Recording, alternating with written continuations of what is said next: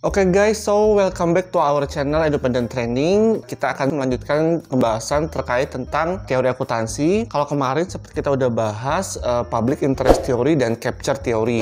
Dimana kalau kita boleh flashback sebentar ya, public interest theory itu dia lebih kepada apakah regulasi ataupun pemerintah ikut campur tangan untuk kepentingan publik, sementara capture theory adanya keberpihakan dari pemerintah terhadap suatu entitas terkait dengan regulasi akuntansi. So, kita udah pernah bahas public interest theory dan capture theory. Nah, kali ini kita akan mau bahas beberapa terminologi di dalam teori akuntansi, terutama terkait tentang regulasi on financial accounting. Sebelum kita bahas lebih lanjut, teman-teman jangan lupa untuk subscribe, like, dan komen ya. Oke, sekarang kita akan bahas beberapa kondisi karena ini sangat behavioral sekali. Yang pertama adalah kondisi free market approach dan kontranya adalah pro regulations. Jadi kenapa kita membahas free market approach dan pro regulations? Intinya adalah bahwa di dalam perolehan informasi laporan keuangan ataupun informasi yang terkait tentang supporting laporan keuangan, ada beberapa pihak, ada beberapa entitas, ada beberapa mazhab aliran yang menginginkan bahwa pemerintah tidak perlu campur tangan. Artinya pada saat pemerintah tidak perlu campur tangan, pemerintah tidak perlu berfungsi sebagai invisible hand. Nah, kalau free market approach pendekatannya adalah dia propose bahwa accounting information itu should be treated like seperti barang dan jasa lainnya, yang dimana dia tergantung permintaan dan supply-nya, tergantung demand dan supply-nya, sehingga amount of information itu bisa diproduksi sesuai dengan demand dan supply.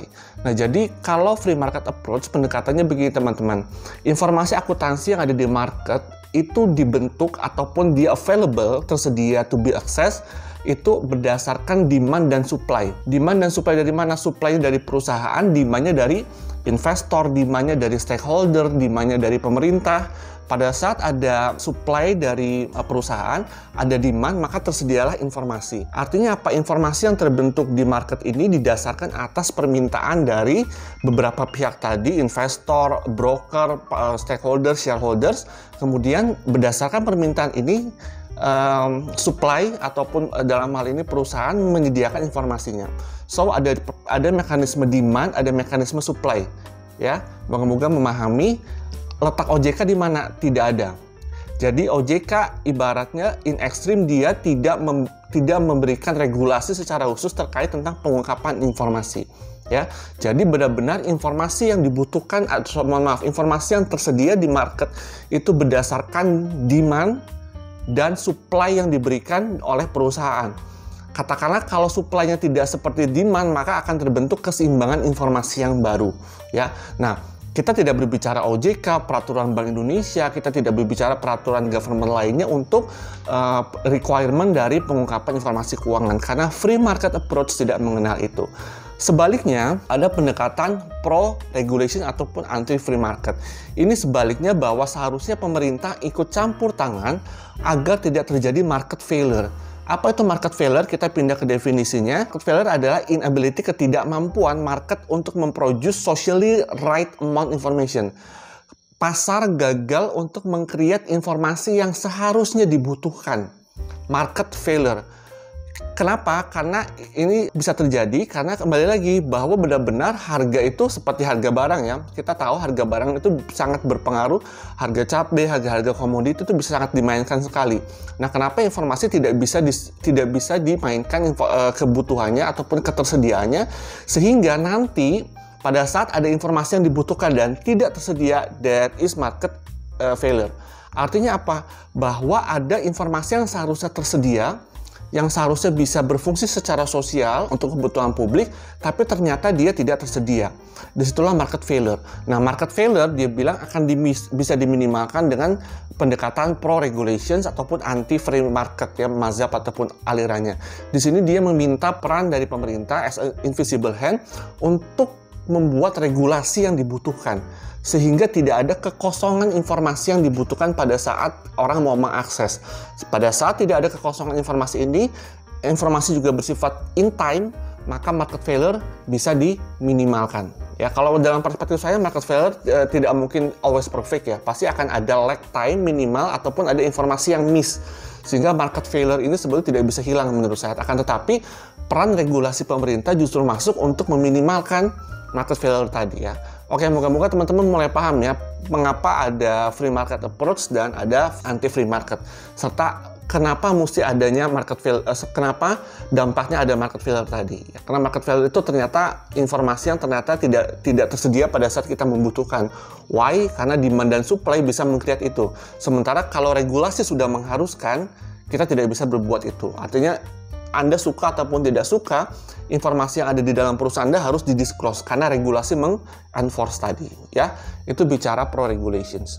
Nah, sekarang kita akan lanjut kepada bagaimana informasi tadi itu bisa dalam tanda kutip dibutuhkan ataupun disetir oleh beberapa pihak. Ya, karena masih bicara disclose of information based on regulations. Nah, ada istilahnya yang bisa disetir di sini namanya market for managers sama market for corporate. Kalau market for managers dia bilang relies on assumption bahwa efficient market, artinya sudah paham ya sekarang kalau efficient market kita akan berbicara bahwa informasi availability tersedia pada saat dibutuhkan ya.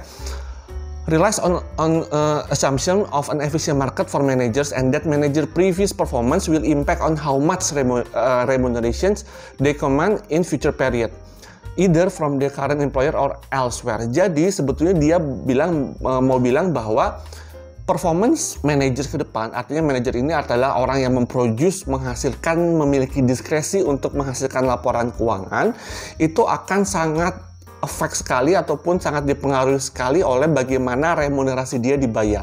Ya, remunerasi yang dibayarkan itu merupakan komando untuk future period disclosing. Jadi dia mau bilang bahwa semakin baik ataupun skema remunerasinya semakin menguntungkan managers, maka dia akan mengambil pemilihan method of accounting yang menaikkan remunerasi dia ke depan. Market for managers. Jadi kita bisa bilang bahwa laporan keuangan market for managers ini dia mengabaikan sisi kebutuhan dari user. Karena apa? Remunerasi dia sebagai manajer, penghasil laporan keuangan, diskresinya, pemilihan metodenya itu hanya akan yang will increase remunerasi kita. Karena based on remunerasi kita, performance kita ditentukan dari sana, sehingga managers memiliki fully discretion terhadap pemilihan metode accounting yang justru hanya berdampak positif bagi dia.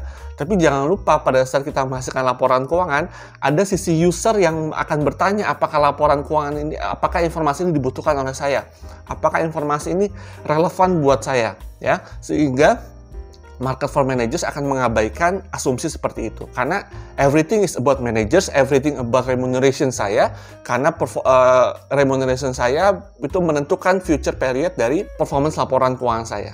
Ya, nah itu adalah market for managers. Ya, nah berikutnya adalah market for corporate takeover. Bagaimana ini? Kalau ini dia berasumsi bahwa perusahaan-perusahaan yang underperforming dia akan berusaha untuk melakukan pemilihan informasi laporan keuangan ya untuk menaikkan performance dia ya. Argumen work on this assumption, dia bilang that an underperforming organisasi yang underperform will be taken over by another entity that will subsequently replace the existing management team. With such a perceived threat, managers will be motivated to maximize firm value to minimize likelihood that outsider control organization at low cost. Jadi kalau market for corporate takeover, perusahaan saya yang underperforming tadi, bottom line-nya laba rugi tidak terlalu bagus, saya akan trying to increase value of the firm, either itu mau dari laba rugi, arus kas operasi ataupun performance revenue, agar menghindari takeover saya itu at a low cost. Jadi bagaimana behavior dari internal, dia bukan bicara lagi kepentingan manager as a personal, tapi dia berbicara bagaimana menaikkan value of corporate.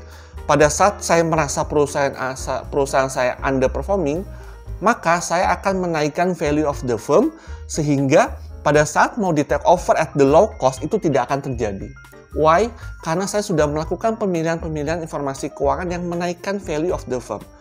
Entah saya merubah metode pengakuan persediaan supaya bottom line saya naik, entah saya mengaku pendapatan revenue yang menguntungkan saya sehingga ada early recognition of revenue, sehingga pada saat itu semua metode itu saya pilih, itu menaikkan value of the firm.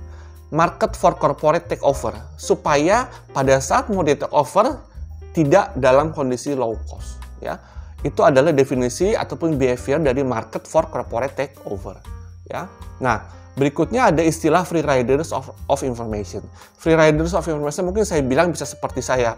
Saya tidak ada cost untuk membuat produce informasi laporan keuangan, but saya menikmati sekali dan saya bisa membuat analisis trend, saya bisa membuat future estimate dari laporan keuangan historical.